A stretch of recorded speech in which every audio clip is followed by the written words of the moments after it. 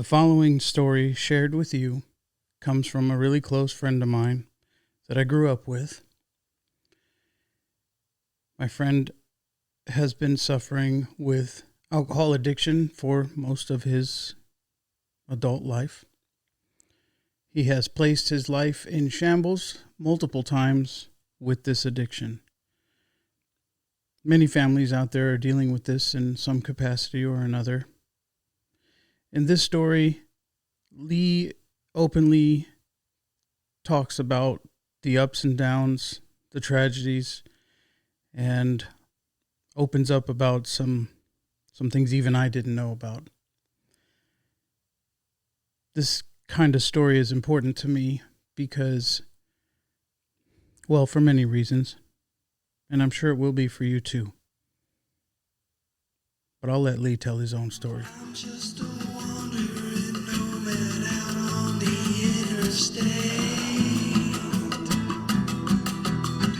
Eventually, all these roads just end up looking the same. And now it's time for another episode of Relative Road.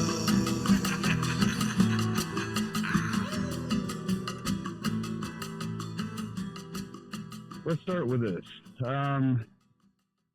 For a long time, I'll give a quick synopsis of a backstory that kind of just has been slowly snowballing into how things came about, and it all has to do with my brain and how I operate, which a lot of people that I've found out, like especially with alcoholism, because that's been my deal. Tend to run the same circles. I think it's a repetitive thing. It's a constant battle. Especially when you rely on it like medicine. There's certain personalities that drink. People that drink because it's a casual thing. They can stop drinking. They just go to have fun. Me, I drink until it's all gone, go get some more until I black out. And then even still, I've blacked out and gone and got some more and don't remember any of it. So that's where I've come to in my life. It didn't always used to be that way, but, I guess I didn't heed the signs and the warnings about hey, that should be a red flag when you black out and you can't remember things. I just took it as a situational thing, hey, that is, I got to change what I'm drinking or change the scenario of things, but that's just not the case. So I guess I would say I got my first DUI back in 2018. I was 38. No prior records, no nothing before that. Just, being miserable with drinking, though. I turned a lot of things into misery, which I was told, hey, you're a miserable person. That was coming from my ex-wife. And I don't know, I was trying to go for a goal, and I was miserable because I couldn't achieve certain goals. So, I was trying to drown myself, I guess, in an inadvertent way. That was my coping mechanism, if you will, which didn't work out too well. So, I dealt with that DUI. I actually went through recovery at that point, 2018, went to a halfway house for 6 months. I was feeling good. I checked myself in and, nobody told me to go. So I recognized that I had a problem, tried to deal with it, and I did. Stayed sober for 6 years after that. Until my baby's mama, my 4-year-old's mama died. We got married 4 or 5 days prior. So this January 3rd would be 3 years of her passing. And I didn't take it too well. My coping with that, I've never had a traumatic experience in that nature. Having someone died that close. So it really hit me because, I had my 2 boys in the house, and then her 2 girls in the house, and also our shared kid, Jacob. So we had 5 kids. I just started a new job. Financially, we're doing great. we got sober together. You know, she was also on drugs. Um, uh, and so we just kicked it cold turkey, and she was my rock. You know, she like really uh, kept me honest. You know, and she was brutally honest about a lot of things. So, but I mean, we kept each other honest. So I'll put it that way. But it threw me for a loop. So I just kind of went psycho. I really lost my mind and I didn't deal with it. I didn't cope with it at all. I didn't really know how, you know, to be honest with you. So so I got back into drinking and then probably some other stuff. Um, you know, little things here and there. Ended up losing my job. I met another girl that she was helping me out as a girl that I knew from prior work, How did you lose your Walmart and job? stuff. Oh, it was I couldn't get out of bed, um, and that was going on for about 6 months. After her passing, it was they. So I was working at Cadillac, and I was going back into it. They talked me into being a service writer, which I think I was applying for something. I think I was applying to be a law attendant, something something easy, but Yeah. they still pay good. And you know, I was just I didn't want to do service writing, but they're like, oh no, with your background, dude, you're gonna, you know, you dress all sharp and stuff, and you know how to sell things, you know, at a professional level and all that stuff. So they talked me into that, but after everything went down, they were super understanding. Like they helped me out with money. They told me I can take off as much time as I needed because there was a struggle to get out of bed, man. Jacob was about the only thing. You know, my other kids they were helping out around the house because they were older. Owen turns 17 next week, and you know Grant turns 14. So they were helping me out around the house. But for a good 6 months, I couldn't hardly get out of bed. Couldn't function. I couldn't think. My mind was completely blank, and I'm wanting to say I didn't even stop until you know for a while after that, good year and a half Wow. before I actually got motivated. I went through a lot of emotions, and I can touch on a few of those. You know, but even still, like it just got to a point where they switched my position at work to something a little bit easier, like a desk job, something more accommodating for daycare because I didn't have to deal with daycare. Christine was a stay-at-home mom; she couldn't physically work because she was on disability. So, so everybody was working with me. You know, like I just couldn't keep it together. You know, Yeah. see past my nose. Um, but eventually they had to let me go. You know, they said that they just said it was just they couldn't hold a position for me anymore. They had to take care of business. So you know, I understood it wasn't anything hard feelings wise. It just sucked because you know, looking back, everything in hindsight's always you know a lot better, but it is what it is. So you can only learn off of your past, not dwell on it. So unless you want to go crazy. um, so yeah, I met this girl, and she was helping me out. And she eventually moved in with me in my times of being a psychopath, and she dealt with it. You know, like she was a champ. She was like really trying to just not hear like a lot. She saw the good side of me always, always the positive reinforcement. Um, Helping me out with Jacob, you know, picking him up at daycare, you know, dropping him off, stuff like that. Just, um, yeah, just, you know, being um, a great help. And And so, she wasn't codependent alongside. no, she didn't drink. I mean, she drank a little bit with me. She, I would say, like, I mean, she did enable. There was hardly any no's in there.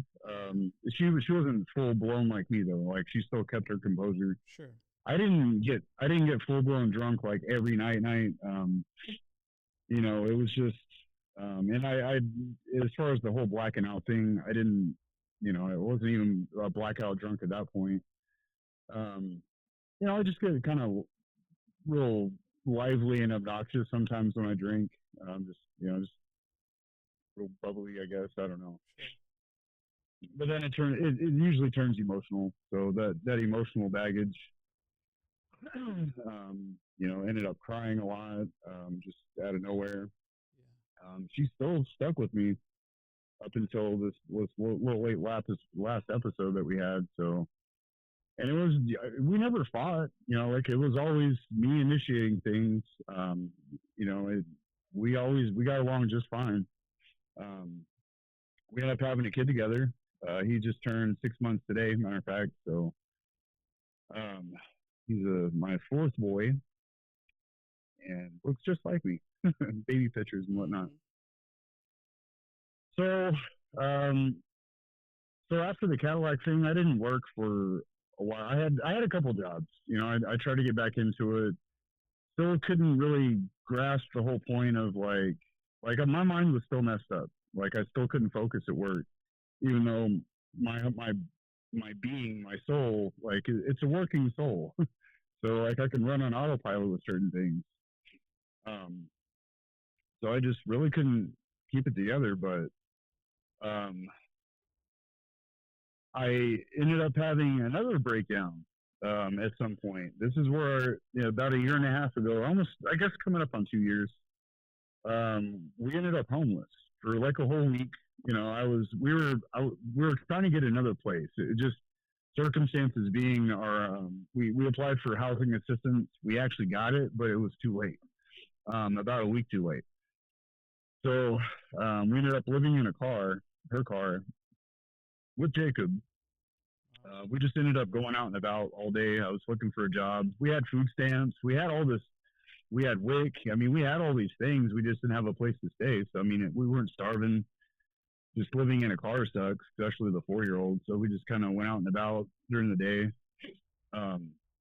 But there was this one day. It was April Fool's, and it was kind of rainy that day. And I got this crazy idea. I said, "Hey, let's get some shots." We were about to go to bed or go to sleep, and I was just wound up and said, it'll probably help me go to sleep. So we got some fireballs, nice and warm and fuzzy. And I don't even remember finishing. I don't think I drank a couple of them, and I was running on fumes at that point. So it wasn't a good time to be drinking, but I didn't drink maybe even a couple of them, and I lost my mind. Like I literally blacked out. I don't remember what happened. I just got mouthy about things, about our situation. I guess it was just we were staying in a parking lot next to the apartment complex that she used to live in, and one of the people that lived in that complex called the cops and said that we were arguing and stuff like that. And apparently, so the cops came. Nothing was really happening. Jacob was upset. They took me to jail for it wasn't domestic violence. It was something disturbing the peace type stuff. Yeah. I went to jail. They let me out. I had to stay there over the weekend and whatnot, but they let me out. The judge put a no contact order on us, so she ended up having to go up to Phoenix. She took Jacob with her, and she was staying with her parents. And I ended up in the same place that I'm in now, the Gospel Rescue Mission, because I was homeless when I got out of jail. Had no idea what I was going to do. The level of guilt and disgust that I felt, like I had no idea what even happened. I just woke up in jail, and I couldn't talk to anybody. I couldn't talk to Nikki. I couldn't talk to anybody about it. Cops wouldn't even tell me what was going on. Like nobody. So I was sitting there in jail, like just freaking out. When I got out of jail, I was freaking out. Didn't have my phone, anything. Like didn't have my wallet. So I came in here, and they took me in pretty good or pretty quick.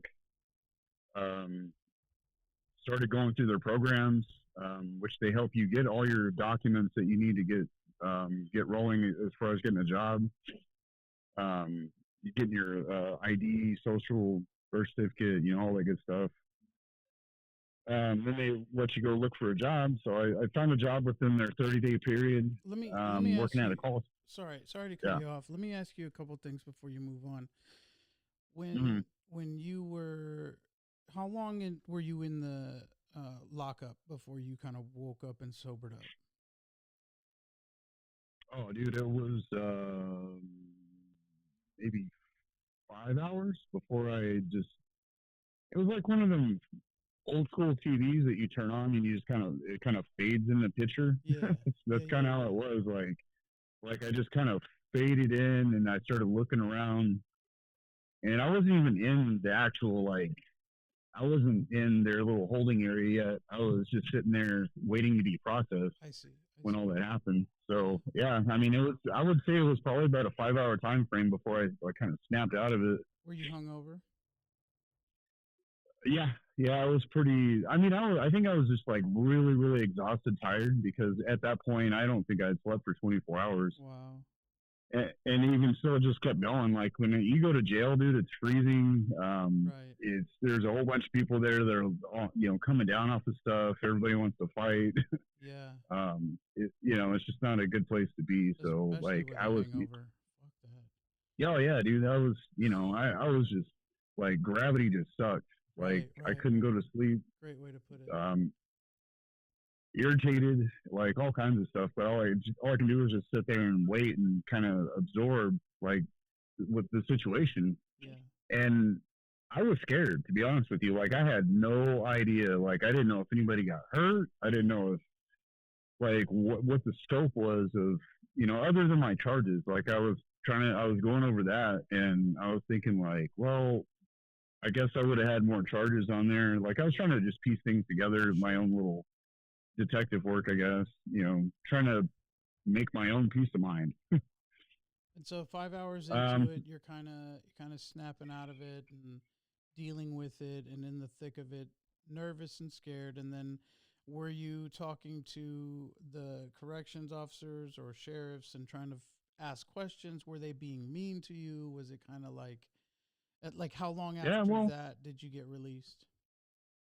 I would say I actually had to spend. I think I was in there for 10 days, to be honest Oh with you, wow. because there was a mix-up. Um, I was supposed to be there only like a day, and then something to do with the prosecutor messed up my paperwork, which the judge kind of red flagged it and gave me another court date for like 10 days later. Damn. And they apologized, which was kind of weird. Like even the bailiffs there said that getting an My bad. apology from the jail is right. Yeah.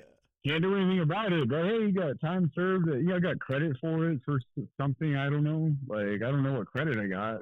Sure. Sure. um, I didn't get any parting gifts Yeah. Right. other than Right. my shoes with no laces, You get a discount which on were the the next one. Yeah. which were the shoes you bought me, coincidentally. Oh, funny, funny. Yeah. Oh yeah. Wow. No, but everybody.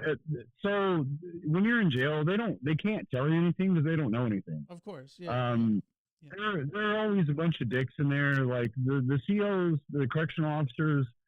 A lot of them are cool, man. Like as long as you're cool, they're cool. Right. And so me being my natural self, like I always have this comic relief side to me, and or I'm just nice, like because Sure. especially in a situation like that, it's definitely going to help you versus like if you're going to be an ass, you're Right. going to be treated like an ass. And I looked around and I seen what that looks like. I'm like, no, I'm just going to sit here and try to absorb. So for the most part, I mean, they were cool with me. Um, it was a kind of a streamlined process of doing a whole bunch of little paperwork and pictures and fingerprints and the torture was they called it like where you go to sit down and wait because usually you have to wait there for till the next day until you see a judge, which is like 9 in the morning. You learn if you're going to get released or if you're going to get put in population for your court date, Yeah. or if they're going to give you a court date. So they have TVs there. They give you unlimited turkey sandwiches or whatever they got. They'll feed you. You're freezing your ass off the whole time because it's like 30 degrees in there. And they have these big TVs, and on all. They had 4 different TVs, and they could put 4 different things on.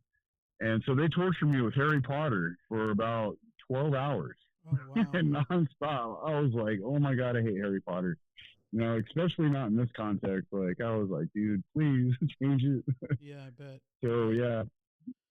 Okay, Um, so then fast forward again. So you're finally getting released, and everything's kind of, yeah. Take me through that. The day you're kind of, you find out what's going to happen next. all right.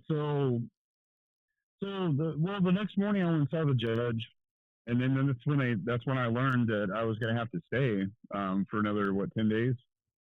Yeah. And I couldn't really say anything about it. You know, I just sat there and I was like, well, what the hell, you know, like. I said, okay, well, all right. So they put me in population. I did my time, and I still I couldn't call anybody. I couldn't contact Nikki to even ask her, Right. you know, what was going on. So I sat there, did my time. You know, everything went smooth. You just basically just sit, you know, watch TV in there. I get out, and I had no clue what I was going to do. Like I had no communication. I had nobody to call. So what I did was I ended up. So her car was still parked in that parking lot. She had somebody come and get all of our stuff out, like, which was cool because it had important documents, clothes, things of that nature in there. So the car was gutted out, but it was still unlocked. The car didn't run because the engine was blown. Mm. So, I kind of slept in there for a few days. I wandered around Tucson riding the bus, just kind of looking around, like contemplating what I was going to do next. Yeah. You know, I was trying to absorb the fact that, hey, I'm homeless now. Like, what the hell am I going to do? Yeah. Crazy. I've never been in that situation before. So after a couple of days, I was like, you know, I can't do this. I hadn't eaten anything. I didn't have any money. So I checked myself into this place called CBI, Community Bridges, something or another. And it's a place you can go for like 24 hours at a time, where they have like these little chair beds. They have some medics there that'll, you know, check you out and make sure your vitals are good. You can take a shower in there. They have sandwiches, but they also try to find you a place to stay, you know, like a shelter, because it's not a permanent shelter there. So that's where they kind of got me onto this place. They're like, hey, would you be willing to go over to Gospel? You know, if we drop you off, they have limited slots per day. It's a great place to get into. It's structured. It's a sober living place. You get breathalyzed every time you go in and out. I said, yeah, dude, I'll try anything at this point. You know, I was desperate. So I had no information about this place prior. So that's how things went down with that. So hold on. When you found out about this place, and then what? You got an Uber over there, bus ride, walked. How'd you get there? They they have their own little shuttles. They have these little they have their like little minivans. Okay. That what they do pretty much all day is these people go out, they scout around town with they have cars, they have vans, they have different things. Mm. But they go around picking up people off of bus stops. If somebody's laid out on the sidewalk, Yeah. they literally go out and they go find these people and they check them out and they'll pick them up and take them down to their place, which is cool. You know, they want to, their job is to get people off the street. That is kind of cool. So yeah. So what they do, so they took me from that place, and they told me, they said, oh, we'll wake you up around a certain time because you have to be over there like stupid early, since there's limited slots. And so they had a little van that they shuttled me over here. Coincidentally, the first night, because I stayed at the place 2 nights, the first night they forgot me. So they gave me some sleep medicine, and I was actually able to get some really good sleep. Nice. But by the time they got back, because they brought somebody over here, and then they came back and they're like, "Oh, my bad, you know, we forgot about you, but it's too late because the slots were already filled up." And this was a Monday morning, and this place doesn't take anybody in on the weekend, so So Tuesday morning we tried again. They dropped me off, and it worked out. But they dropped me off like really early, and I didn't have a jacket or anything. And this is like early April, and in the mornings here it's pretty cold. So I was standing out. What they do is they have you stand out across the street. They don't do that necessarily anymore, but at the time that was like the waiting point before they start processing people, which is around 5:36. Um, and so I got here like 3:30, something like that. So I had to stand out there with this guy with this big sombrero. Like, oh my God, this guy was he was awfully annoying. I felt like I was being tested at that point. Sure. Yeah, I guess so. Yeah, Wow. man, he had the 5-gallon sombrero. He was a white dude, and he was just annoying. Yeah. But I was cold, man. Like it was, like I wasn't gonna move though. Like I wasn't gonna lose my spot for nothing because Yeah. I had nothing. I had nothing but what I had on me. Wow, man. Wow. Yeah. I didn't know I mean, got that's that bad. To be fair, the lowest of the low. I didn't have anything. And I've never been in that spot, dude. Like honestly, I typically I'm always like quick to get back on my feet type stuff. Sure. You know, if I'm transitioning in between jobs or whatever, I've always had a place. I've always had some food. Never that, you know, like, so, it was like humility was setting in, man. Like humble, like I don't know what words to actually choose. Like, sobering. Yeah, very, very sobering. Like, you know, the amount of the amount of disgust at that point, like I couldn't even be disgusted with myself because my mind was just everywhere. Yeah. But disgust was floating around in there. Like, how did I get myself into this spot? And it wasn't even a how. Like I knew. Like, right. Like, man, like this is really the bottom. Yeah. So did you?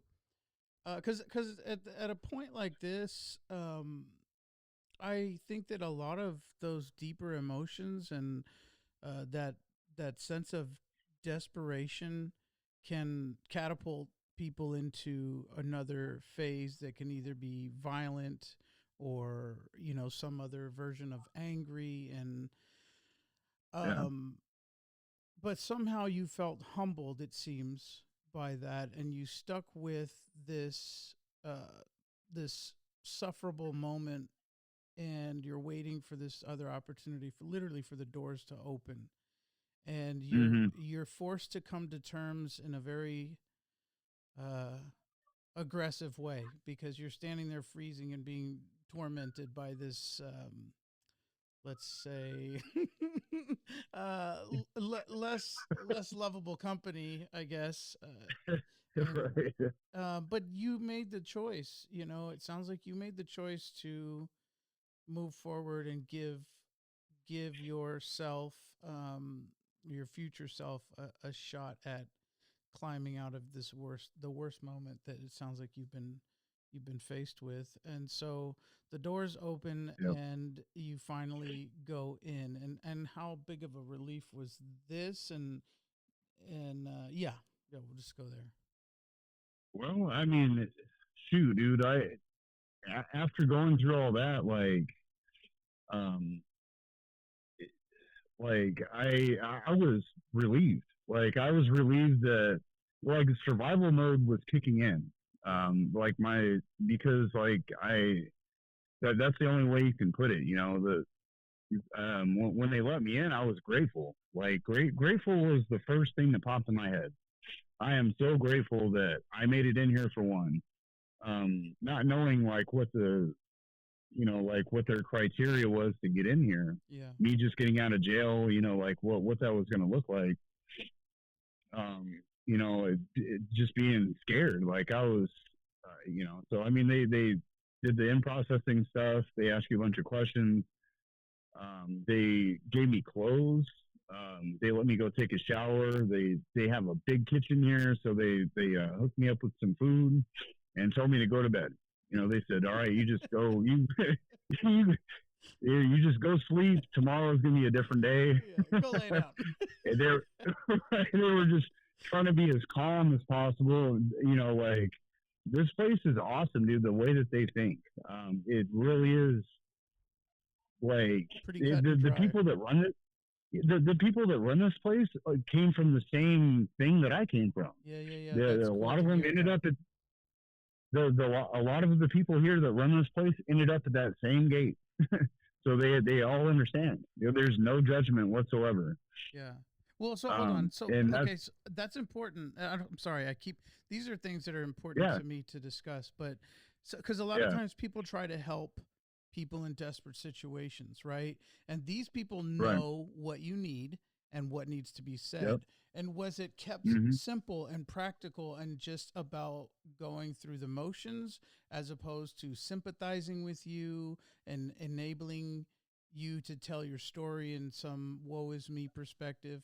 Like, what was the relationship with them like then, and what is it like now? it's like being in that situation. Um, it felt like there was a when talking to these people, the way they speak. Um, there's a different type of speak when you go to work or if you're out in public. There's but like when you come here, like I was able to connect with them. Like there was an instant connection of how they were talking. And I can't. I guess I can't really explain that. It's like me and you. Like or people that are around our age. When I talk to somebody around our age, Okay. um, there's like a connection. Like I can understand. Like hey, you sound familiar type Sure. stuff. Like we've That's known each kind of other. how they. Yeah, that's Yeah. kind of how it felt when I was talking to. I mean, when I talk to anybody here, everybody's got a story, and they don't dwell on anything. It's like it's uh,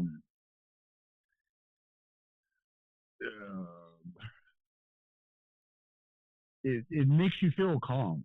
Yeah. Okay.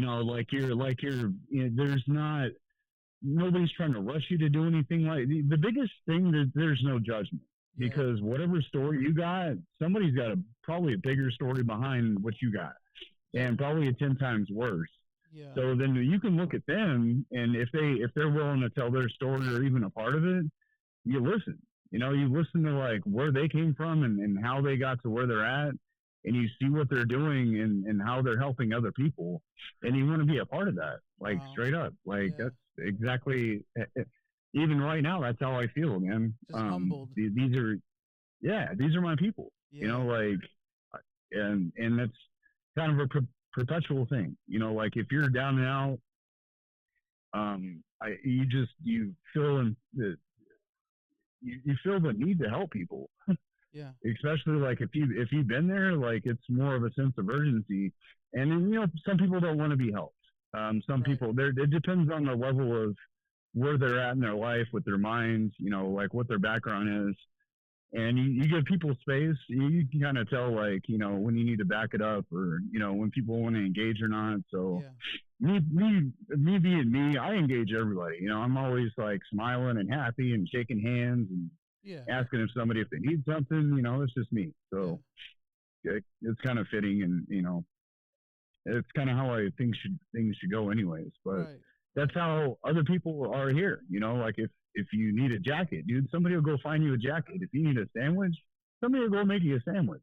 Yeah. Like Yeah. Yeah. they'll stop what they're doing to go help you out. So Everybody's that's present. probably yeah. Yeah. Amazing.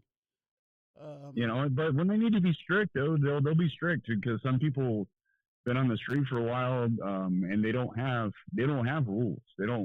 They have boundaries, but they don't have those same type of rules and structure that they need to move forward. Like You with know what? with That's a great point. So when someone is crossing a boundary, let's say, and either yeah, oversharing or overstepping or uh, being blatantly disrespectful, how have you seen that get addressed? Either with yourself, how have you had to address it, and like how does that transpire?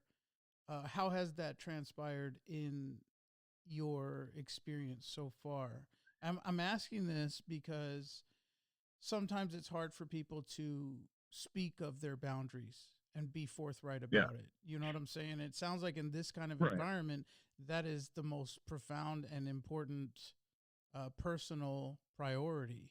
It sounds like Sure. you've got to master that because people need to know where the line is and it has to be clear. Is that accurate? Oh yeah. No, no, no. It's and the biggest thing that's going to give it away is it's the emotions. It's going to be body language. That's when even so. I mean, not even just here, but anywhere else. Like when you approach Right. somebody or you're around somebody else, there's body language. There's something that's going to signal a boundary. And if you start talking to somebody, like you can just kind of read how they feel. Some people are vocal about it. They'll tell you straight up. No filter type stuff. But a lot of people, it's just there's emotional boundaries that people have built due to like trauma, all kinds of different types of trauma. Man, like you being in this type of place, they take in everybody with all types of different issues. Yeah. And it's I've met people here that have been sober for 20 years. Like it's not even just a matter of Wow. I tanked my life like I did. They just may have gone through some traumatic stuff, a death.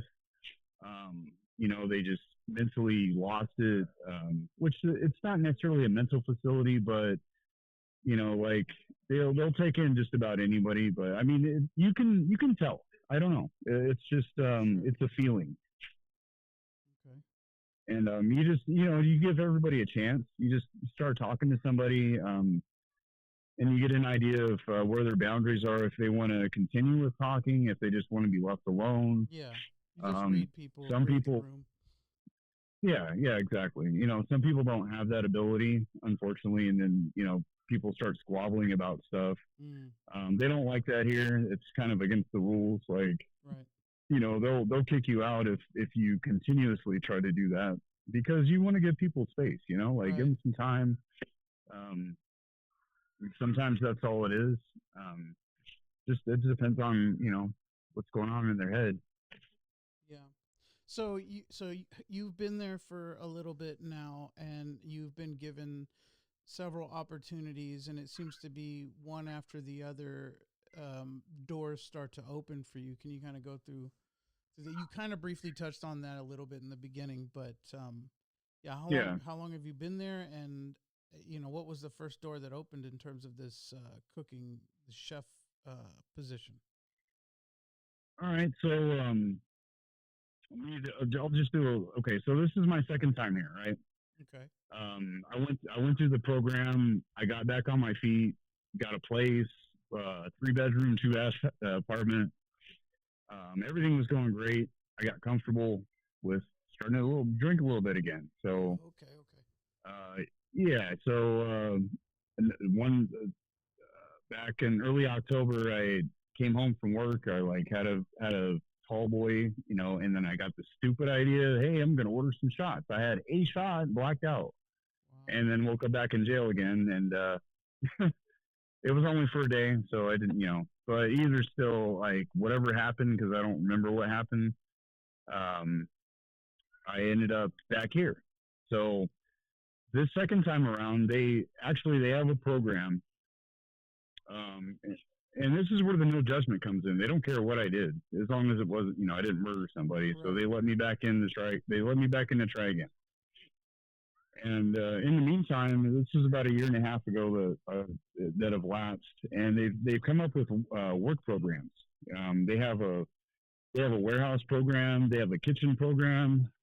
They had at least at one point they kind of paused it, but they have like a carpenter type program. They have a maintenance facility type program that they just launched. So they have different programs to kind of build more structure in line with the job market, like Yeah. with what's actually happening out there to build marketable skills for people. So, so I had the option, okay, so, to go work in the kitchen. I said, well, that's great. I love to cook. I love food. I've been working around food. I have a ton of knowledge behind that. So one of the areas in my life that I haven't pursued is to actually be a cook for a living. And just I was kind of scared about it. Like it's kind of hard to get a job cooking when you don't have any experience. But how are you going to get experience if you don't get the job type stuff? Right. So I just kind of went with what I knew over the years. Just path of least resistance, I guess. Yeah.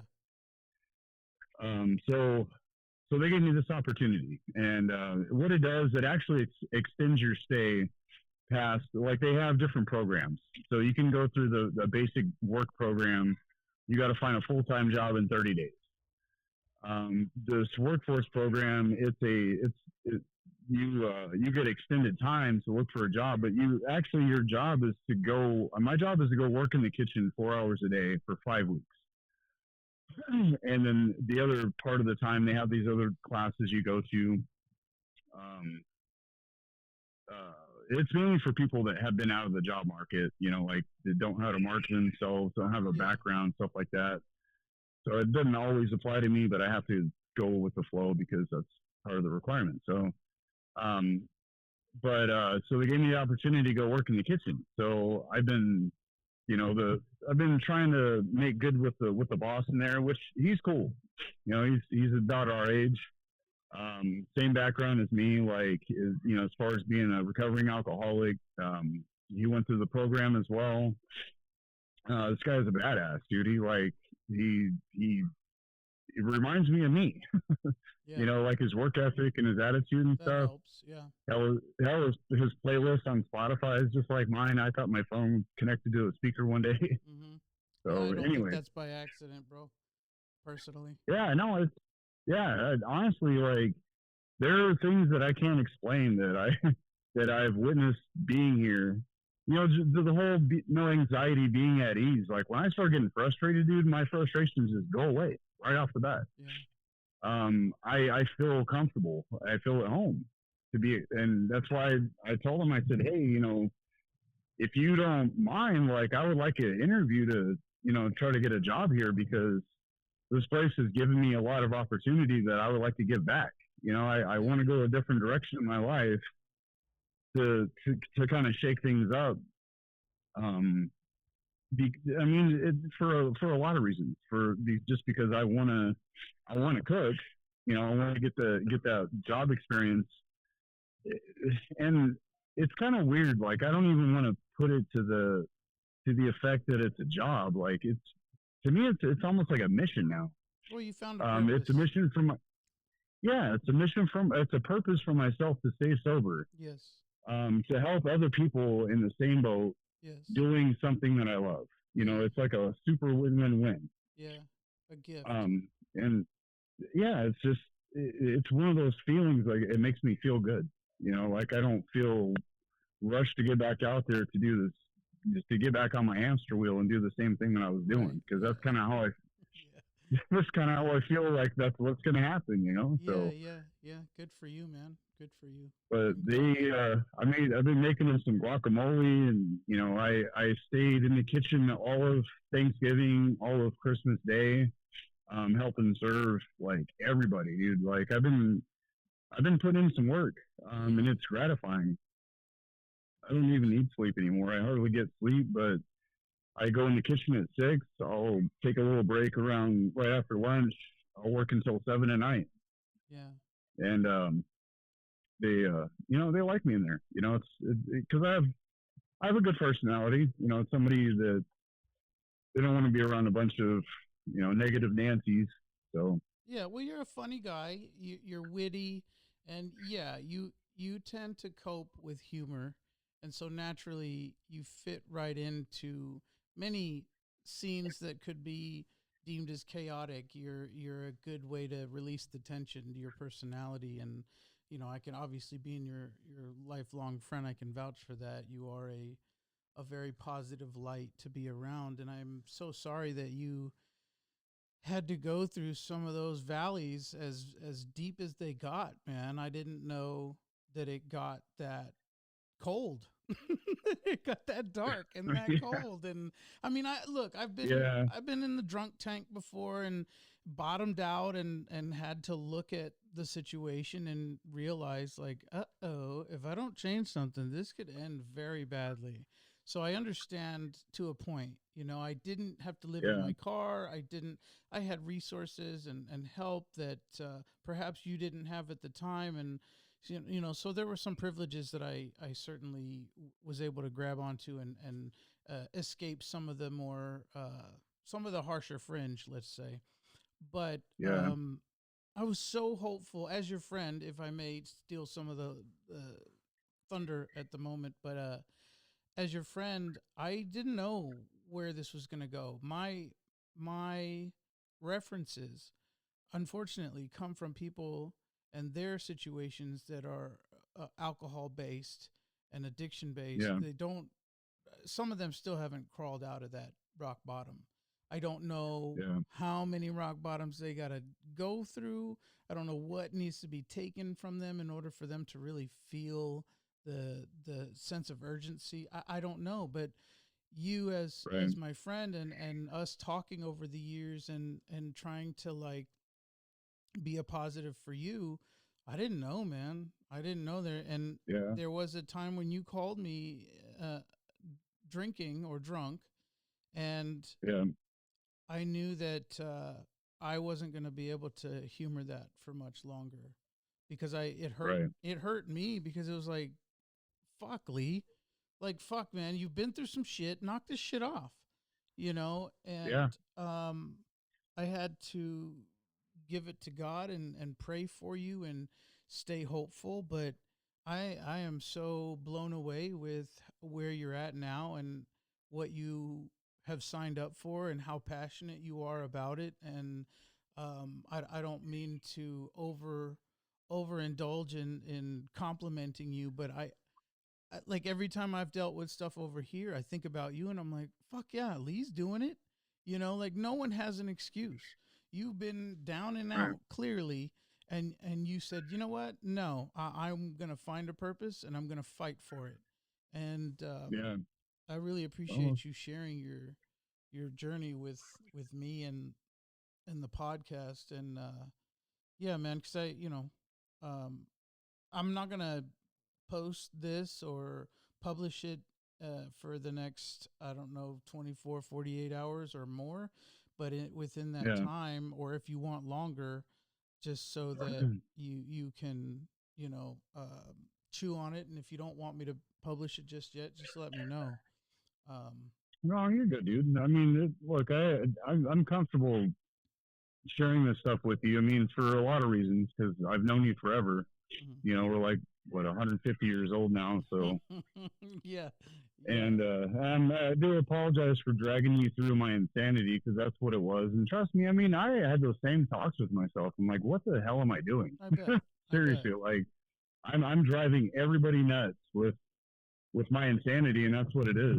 Everybody has their own threshold of when they hit that bottom or how many bottoms they have to hit before they bounce back, if they do. Some people just don't. Because I have an uncle that never did. He drove everybody crazy to the point where my little cousin committed suicide at 18, and Wow. her mom committed suicide because her daughter committed suicide. And Jesus. yeah, and I have a little cousin. I mean, he's not little anymore, but he's out in Georgia all by himself and he was even sticking up for his dad all the way until he died. Like he forgave him for a lot of that stuff. And hearing him, like the way he was talking about him, because I hated his dad. Like I loved him when I was growing up, having kids' eyes, but like the way he treated his family was just bad, dude. Like his nickname was Uncle Satan. That's how Wow. bad he was to me. Wow. But hearing my cousin Brendan talk about him, just like he's like, dude, I can't talk about him like that. I have to be able to forgive him for myself. Wow. He That's a big said, I'm a grown man. That's all in the past. And I said, well, that's, I said, I totally understand, man. I said, I don't want to harp on it if that's how you feel about it, because, he's been through enough as it is. And, just being an adult, I didn't want to like poke that bear, Sure. especially if he's feeling some kind of way. But there was some other stuff that I mentioned to you that I was going to bring up, and you put this in or not, or edit it out, but um, so within the last couple of years, I did get to a point in my insanity where I tried to kill myself a couple of times. Wow. I threw myself in front of a car. I say I got ran over, which I did. Now, here's the thing, and one of the main reasons I'm showing it or saying this is because this is a spiritual thing for me. And when I threw myself in front of a car, this was a couple nights before Christmas, and I was to a point where I was drinking that night, and I was ornery, and I was pissed off about something, but I was disgusted with myself and how I've been acting. And so I was like, you know what? Fuck it. I'm gonna go do something stupid. I just don't want to deal with this anymore. I don't want to continue to bring everybody into my insanity bubble. So I go out in the street and I'm trying to jump in front of a car, and they were dodging me. There wasn't many cars either way, but finally I got one, and I ended up going to the hospital. I got a bunch of stitches across my forehead.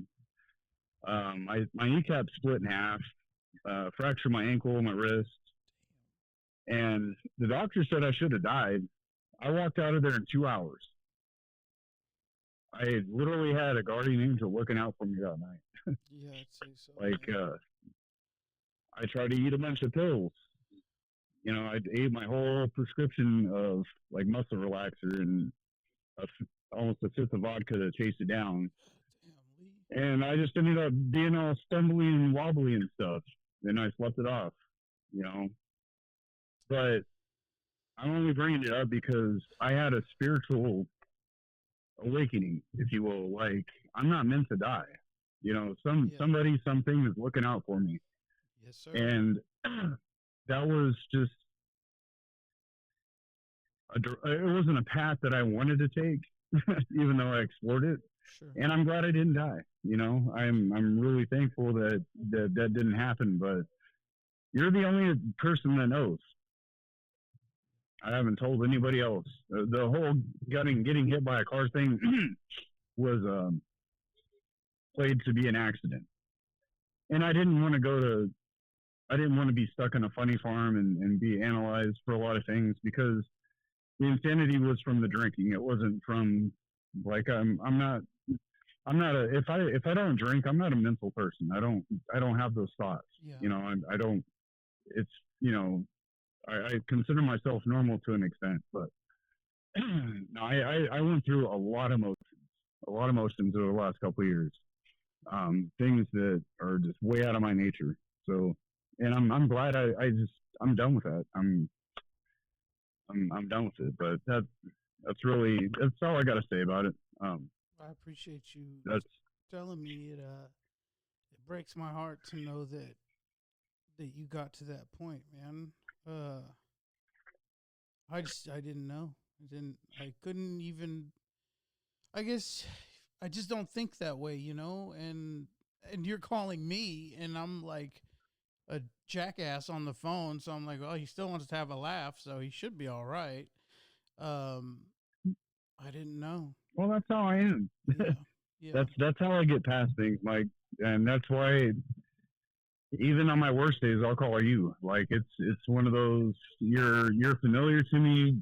I can be open with you. There's no judgment. I mean, there's just certain things that I just, I didn't want to tell you, like, I didn't want to tell anybody. I understand. No, I'm not. I wouldn't. I don't hold it against you. Man. It's embarrassing. Yeah. It's embarrassing. And like, what are you going to do with it other than hold my garbage, and that's kind of what it is. Like, causing worry to somebody that doesn't necessarily need it, but in the same sense, so like reaching out, for positive reinforcement. Yeah, I get it. But man. I haven't told anybody about that. Nicole, I think she knows. I think I did tell her about the car thing, but she just ignored me. Like she didn't elaborate on any of that. I think she just took mental note of it, and she was with me for another year and a half up until this little episode that we had. Yeah, I mean, Um, even like I get it. Sometimes people don't know. They don't know how to deal with it. They want to love you. They're trying to be supportive, but they sacrifice some of their own personal health in the process, and it just creates resentment. And it's not yes, something they're doing intentionally. It's just how right, growing goes sometimes. I understand. Like, yeah, we're always part of the equation. We're not the sole responsible um, person in any relationship, even the one within ourselves. You know, we have to come to terms with what we think is the responsibility of our guardians, our parents, our family members. There's a whirlwind of information that we filter through in our young life and try to make sense of it and create an identity that we can sit with and not try to run from. And it's a whole process, man. And right, I've never made an attempt, but I have felt in situations like I'd be better off dead. So that's as relatable as I can make a suicide attempt. But yeah. It's not. It's definitely. It's a scary mind frame to be in. It scared the crap out of me. Where I was, yeah, it's it's not a it's not even a thought that crosses my mind hardly ever. I would probably say never. yeah, Just over these last couple of years, man, like it's opened up a lot of emotional, like I really am looking into myself, yes, yes, probably for the first time in my life. yeah, Like the whole soul searching thing. I don't know if that's the proper terminology for it, but sure, really evaluating what the bottom line is, what the core issue is with myself. And I've always blown that stuff off. Like yeah, I guess being looking at it from a I don't know a strong man point of view mm-hmm. of just hey, you got to lock that stuff away and just keep going. Just go to work, you do your thing, and that stuff doesn't matter. Just stop thinking about it. But if it keeps resurfacing, you gotta, you Yeah, gotta acknowledge it and yeah, do something about it because look where I'm at, man. Like, right, I, right. it's a different point of view of, hey, I just gotta get back on my feet, get a job, and stuff like that. And there's something else I need to figure out. So, Well, I, it's, we all want credit for being smart in some capacity or another. The thing is, you can't yeah, take credit if you don't actually stop and analyze the patterns in your thinking. You you right, you know, being smart intellectually and emotionally and spiritually, these are all different sections of choice making, right? Like, we want to be yeah, smart in the choices we make in every aspect, but like when we find ourselves at the pit of a poor decision and we're looking back, the problem I think that you, me, and many others is that it gets to be so painful because you hit a mhm, wall, right? Like, you don't know where to go at a certain point, and the easiest thing is to just get high or get really low, and yeah, it doesn't actually give you any more wits to work with. How it just elongates the problem and then takes more from you.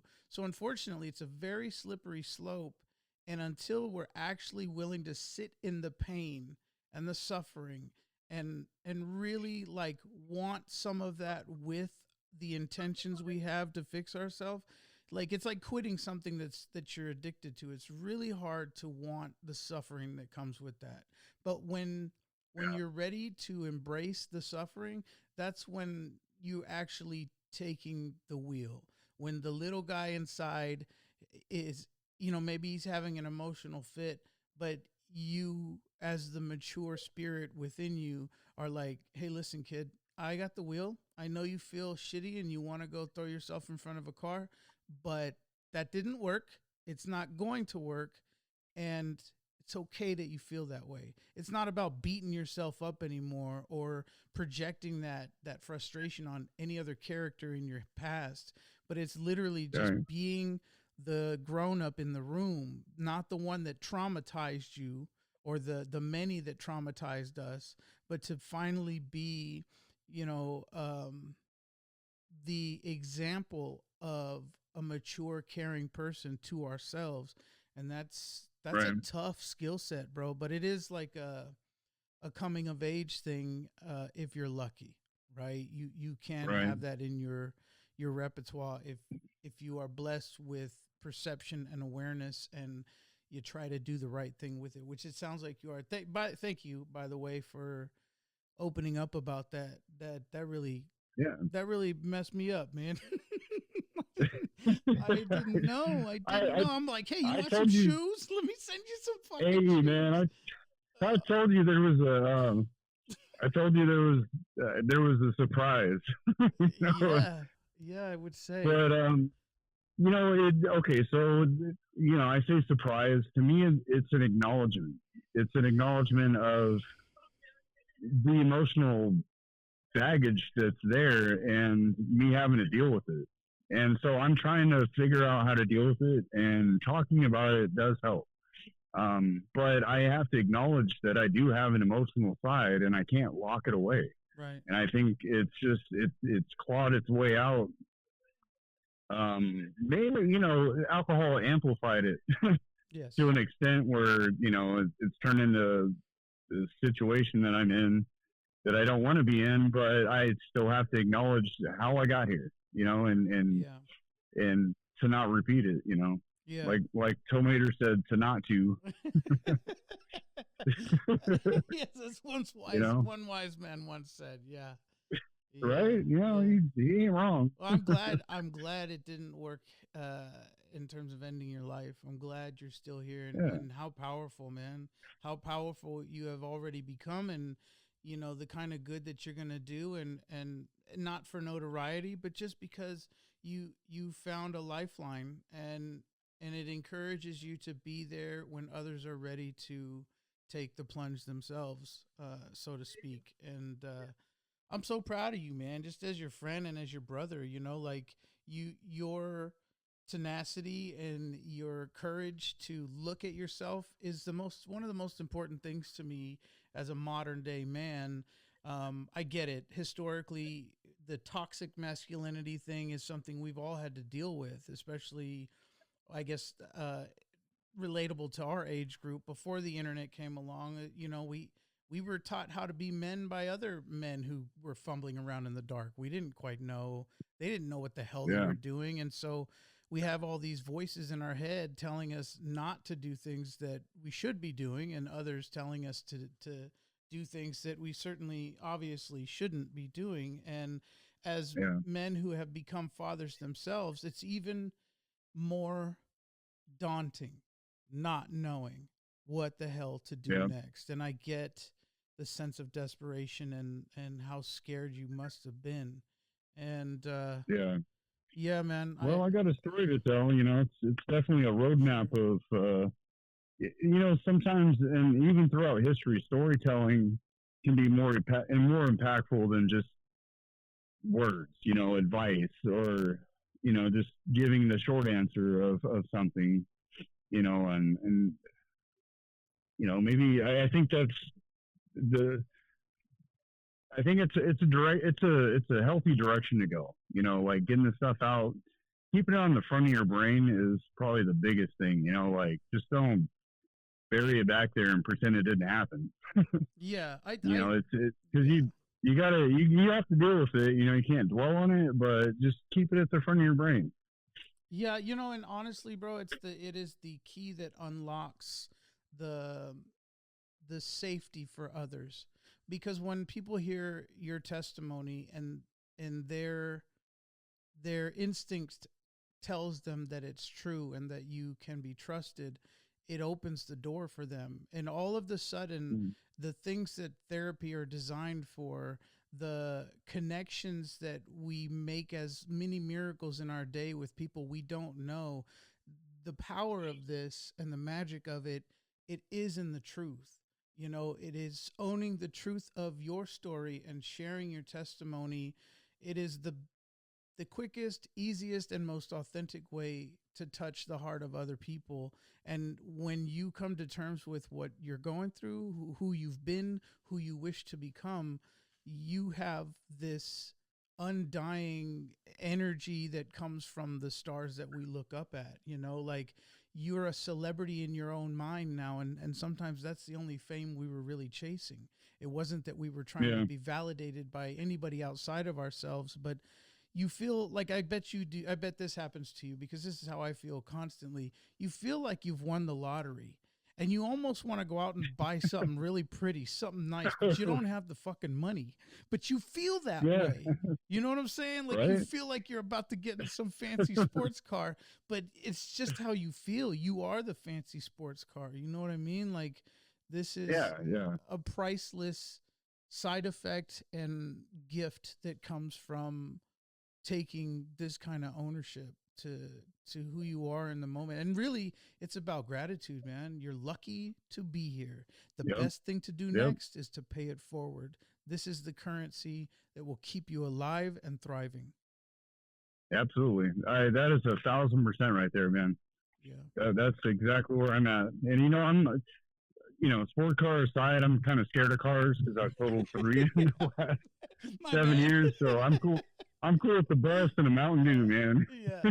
or a root beer. Well, listen, man, if you need anything, don't hesitate. And I want to try and come and see you out there and spend some time with you. And we'll move into the future with those kinds of plans, and we'll make it happen. And then, of course, you're welcome to get on the podcast again and share whatever you wish to share, vent, whatever it is, man.